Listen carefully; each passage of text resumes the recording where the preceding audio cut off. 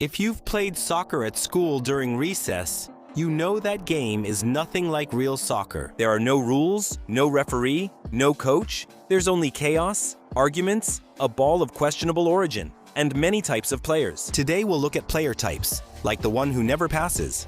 He's the most dangerous at recess, not for skill, but for selfishness. He gets the ball, and that's where the game ends for everyone else. He keeps it, protects it, takes care of it as if it were the World Cup trophy, tries to dribble past the first, the second, then the third, then the fourth. He loses the ball, gets it back, loses it again. When his team loses after he hogs the ball for 10 minutes, he blames everyone else for not getting open. He never passed the ball, never will, and deep down, everyone, including him, knows it. They keep him on the team because rarely he tries something that works and then acts like he won the Champions League. The ball's owner, without him, there's no game, and he knows it. He holds a power no club president has in reality. He decides who plays and who doesn't. If you're not his friend, you're out. If you looked at him the wrong way this morning, you're out. If you fouled him in the last game, you spend 3 recesses without playing. If he ever feels the game isn't going his way, he just takes the ball and leaves. The game ends, not because anyone won, but because the ball walked away with its owner back to the classroom. No one can remove or negotiate with him. He's the most absolute dictator school soccer has seen, and also the most necessary, since without his ball, no one plays. The goalkeeper who plays up front. As soon as the opposing team gets the ball on their side, this guy is already 80 meters ahead, pressing the defender like it's the Champions League with 1 minute left. When you ask him what he's doing so far up, he says he's helping. Meanwhile, his goal is left wide open, and the opposing team scores an easy goal. It's incredible that when this happens, the goalkeeper playing as a striker never takes responsibility. He blames the defenders, the wind, or the ball, but never himself for being in the opponent's box for a corner. And he's always the one injured. Recess starts. Everyone runs. Everyone is sweating. And then someone barely brushes against this guy, and what follows is a show. He falls and grabs his leg. He makes a pained face that would make any doctor cry. The game stops. Everyone looks at him. He asks for a minute. He walks with a dramatic limp from one side to the other, and 3 minutes later, he's running like nothing happened. This player has had more injuries during recess than the entire Atletico de Madrid squad in 10 years. Ankles, knees, backs, even ribs. Any contact, no matter how small, activates drama mode. School soccer has a lot of injustices. These are some of the most well-documented ones. The one who shouts instructions without knowing how to play. He never touches the ball. He doesn't need to. This guy has decided that his role on the team is strategic, managerial, and technical. From where he is, which is usually as far away from the ball as possible, he shouts instructions to all his teammates. Pass it to me. Open up. Close in. Go press. Get back. A command every 3 seconds during the 40 minutes of recess. The problem is that when the ball gets to him, what he does has nothing to do with what he's been asking everyone else to do the whole game. He loses it on the first touch, or he sends it onto the roof. The Addict. The FIFA Addict. This guy has spent 400 hours on FIFA this season. And the worst part is, you can tell. He goes out to recess absolutely convinced that everything that works in the video game will work in real life too. He tries the elastico. He tries the back heel dribble. He tries the curved shot to the near post. Nothing works like it does on the screen. Absolutely nothing.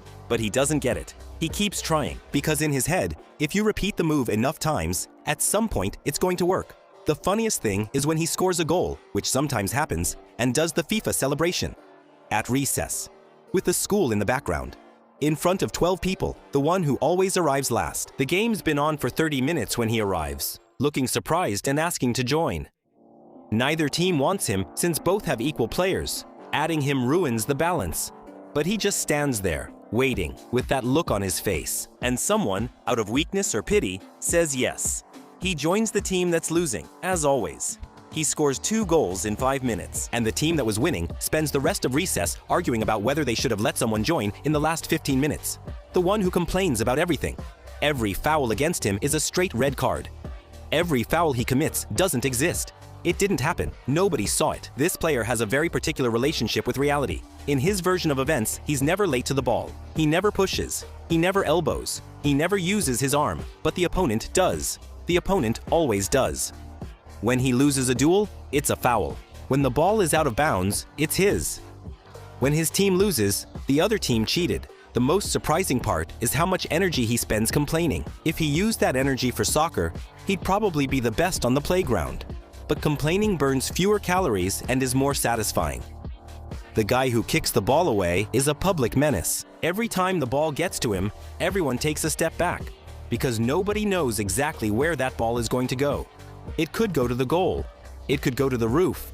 It could end up in the next street over. All three options are equally likely. He has broken windows. He has lost balls that never came back.